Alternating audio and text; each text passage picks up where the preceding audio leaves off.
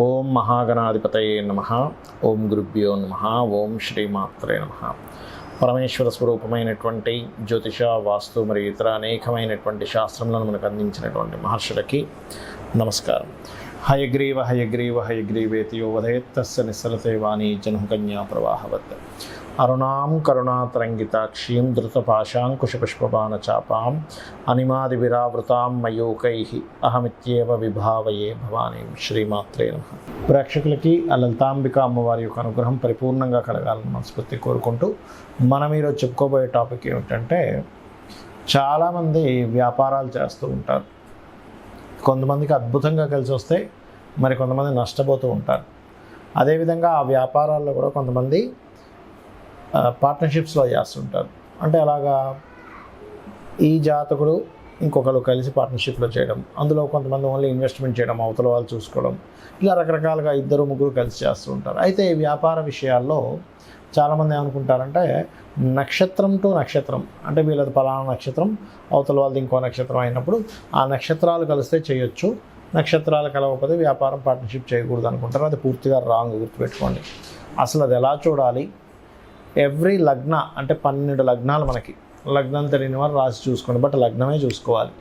ప్రతి లగ్నానికి అసలు వ్యాపారం అభివృద్ధి అవ్వడానికి ఏం చేయాలి, ఒకవేళ పార్ట్నర్షిప్స్ చేస్తున్నాము కానీ పాడైపోయింది అన్నప్పుడు దానికి రెమెడీ ఏం చేసుకోవాలి, అసలు పార్ట్నర్షిప్ చేయడానికి మీ లగ్నరీత్యా సప్తమ స్థానాధిపతి ఎవరు చూడాలి, అదేవిధంగా మీరు ఏదైనా ఒక వ్యాపారం చేసుకోవాలంటే అసలు మీ జాతకంలో ఏం చూసుకోవాలనేటువంటి విషయాలు మనం ఇప్పుడు తెలుసుకుందాం.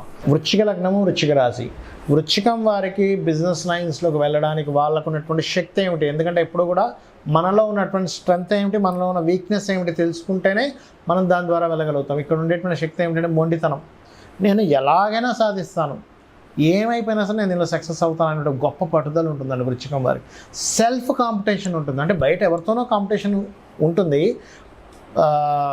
తోటి వ్యాపారస్తులతో. దాంతోపాటు మీకుండేటువంటి కాంపిటీషన్ ఏమిటి అంటే, ఇక్కడ బాగా అర్థం చేసుకోండి, ఇక్కడ ఇది దేనికి బాగా సక్సెస్ అవుతుంది, దేనికి ద్వారా మీకు బాగా ఉంటుంది అంటే, ఇది పర్టికులర్గా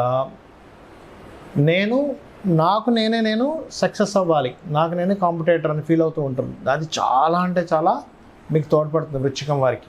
ఇక బిజినెస్లో ముఖ్యంగా 3వ స్థానాధిపతి, అంటే ఎందుకు ప్రారంభించలేకపోతున్నారు, పార్ట్నర్షిప్స్ చేయొచ్చా చేయకూడదా, ఒకవేళ రాణించలేకపోతే ఏమిటి, అసలు లాభాన్ని ఇచ్చే గ్రహం ఏమిటనేది తెలుసుకోవాలి.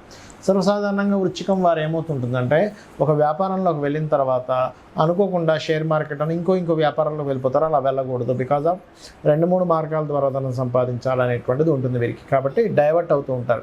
వాటి కంప్లీట్గా సెట్ అయిన తర్వాత ఇంకో వ్యాపారంలోకి దిగాలి ఎప్పుడైనా, మీరు ఇది గుర్తుపెట్టుకోండి.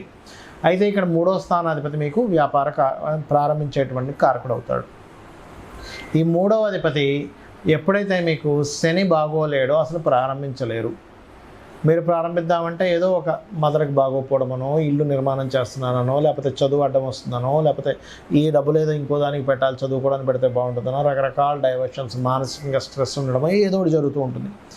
బట్ మీరు ఎప్పుడైతే లేదా ఇంట్లో వాళ్ళు పెద్దవాళ్ళకి ఏదో ఇబ్బంది రావడమో, ఆరోగ్య సమస్యలు రావడం వస్తూ ఉంటుంది.